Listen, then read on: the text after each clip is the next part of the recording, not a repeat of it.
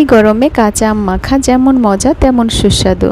খেলে প্রাণটা যেমন জুড়িয়ে যায়, তেমনি ক্লান্তিভাবও দূর হয়।